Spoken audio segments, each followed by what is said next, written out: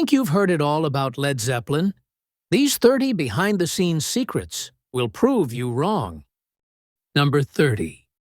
Before Robert Plant, Jimmy Page had his sights set on another singer, Terry Reid. But Reid turned him down and instead pointed him towards Plant.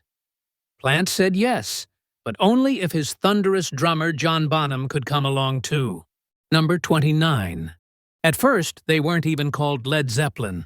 They were the New Yardbirds, a fresh spin on Page's previous band, the Yardbirds. But as their sound evolved into something colossal, the name had to match. Number 28. Queen owed a lot to Led Zeppelin. In their early days, they studied Zeppelin's grand operatic style and even played the Immigrant Song during sound checks. Freddie Mercury once called them the greatest heavy metal band that ever lived. And drummer Roger Taylor? He declared John Bonham the greatest rock and roll drummer of all time. Number 27. Once upon a time, they were Led Zeppelin. But fearing people would mispronounce it as Led Zeppelin, they chopped out the extra letter. The result? A name that soared like a flaming airship, straight into rock history. Number 26. Only Led Zeppelin has ever managed to get every single one of their albums, including re-releases and compilations, into the top 10 of the Billboard 200 chart. Every album, a masterpiece. Every record, a hit. Number 25. After the band's breakup, Jimmy Page still played Stairway to Heaven live, but only as an instrumental. To him, the song belonged to Robert Plant alone. Let's whisper that soon, if we all follow true. No other voice could do it justice. Some legends can't be replaced. Number 24. On Rolling Stone's list of the 100 greatest guitarists of all time, Jimmy Page didn't just make the cut, he nearly topped it. Ranked at number 3, he stood among the true gods of rock, his fingers weaving magic across 6 strings. Number 23. June 14, 1972. Uniondale, New York. Led Zeppelin stepped onto the Nassau Coliseum stage and didn't stop for 4.5 hours. It remains the longest concert they ever played, a marathon of sweat, sound, and pure rock and roll endurance. Number 22. Only one guest vocalist has ever appeared on a Led Zeppelin song, Sandy Denny. Her haunting voice intertwined with Plant's on The Battle of Evermore from their untitled 4th album.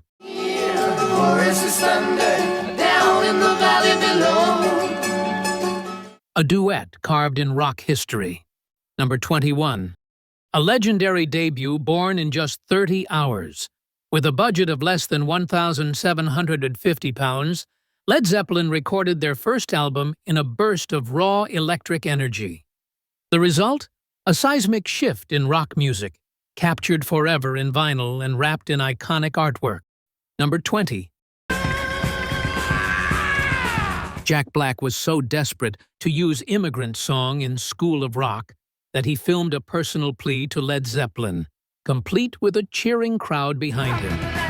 Amazingly, it worked. The band granted permission, and the song became a defining moment in the film. Number 19. During an early show in Denmark, the band upset Ms. von Zeppelin, a descendant of the famous airship inventor. She objected to them using the family name. To keep the peace and their sense of humor, they performed under the cheeky alias The Knobs. Number 18.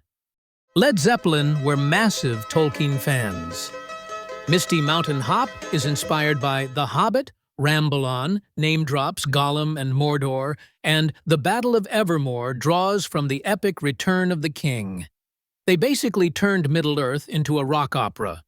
Number 17. Hey Hey What Can I Do is a true rarity. It's the only Led Zeppelin song released exclusively as a standalone single. Despite never appearing on a studio album, it became a beloved deep cut among die-hard fans. Number 16. At the height of their fame, Led Zeppelin didn't just tour, they soared. They traveled in style aboard the Starship, a customized Boeing 720, complete with a bar, bedroom, and lounge. It was pure rock star luxury in the skies. Number 15. In tracks like Dazed and Confused, How Many More Times, and In the Light, Jimmy Page famously used a violin bow on his guitar, creating eerie, otherworldly sounds that defined Zeppelin's mystique. Number 14. Page's weapon of choice? A 1959 Gibson Les Paul, known for its legendary tone and power. This guitar became central to the band's sound and is now considered one of the most iconic instruments in rock history. Limited reissues were later made with his blessing. Number 13. Led Zeppelin may have been secretive, but fans were relentless. Their concerts and sessions are some of the most bootlegged in rock history. Despite tight security, countless unofficial recordings have circulated for decades, becoming prized treasures among collectors. Number 12. Unlike their other albums, Presence stands out for its stripped-down sound. It's the only Led Zeppelin record that doesn't feature a single piano, organ, or keyboard. Just raw guitars, pounding drums, and pure rock energy from start to finish. Number 11. Stairway to Heaven wasn't even released as a single, yet it's widely believed to be the most played song in radio history. Let's whisper that soon, if we all follow true. Its legendary guitar intro, mystical lyrics, and epic crescendo helped immortalize it as the crown jewel of classic rock. Number 10. Chris Dreja, rhythm guitarist of the Yardbirds, snapped the moody photo featured on the back cover of Led Zeppelin's debut album. Ironically, Dreja had stepped away from music to focus on photography, only to leave a visual mark on rock history. Number 9. Being English, it's quite daunting. I'll just have to change this a minute. Oh no. On January 12, 1995, Led Zeppelin were officially inducted into the Rock and Roll Hall of Fame. Jimmy Page, Robert Plant, and John Paul Jones, reunited for the occasion, joined on stage by Jason Bonham, son of the late John Bonham, behind the drums. Number 8. After John Bonham's tragic death in 1980, rumors swirled about possible replacements, including Cozy Powell, Carmine Appice, Simon Kirke, or Bev Bevan. But within the band, there was no debate. Without Bonham, Led Zeppelin ceased to exist. His absence was simply irreplaceable. Number 7. Led Zeppelin's songwriting was famously dominated by Jimmy Page, except for two rare exceptions.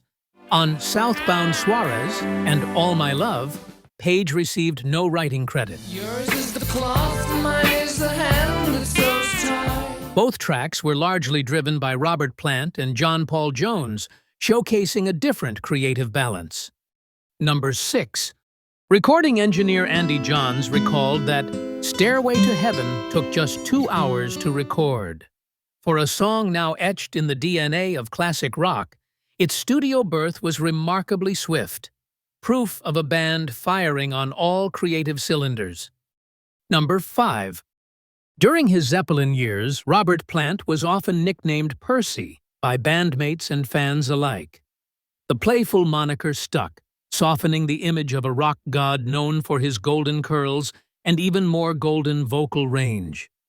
Number 4. Led Zeppelin's commercial success remains staggering. With an estimated 300 million records sold globally, including over 111 million in the United States alone, their legacy is not only musical, but monumental in scale. Number 3. At 11 minutes and 4 seconds, In My Time of Dying is Led Zeppelin's longest studio track. It's a sprawling, blues-drenched epic from Physical Graffiti, where the band stretched their sound to near-mythic proportions. Number 2. Though widely hailed as one of the greatest drummers in rock, John Bonham looked up to jazz legends and wild innovators.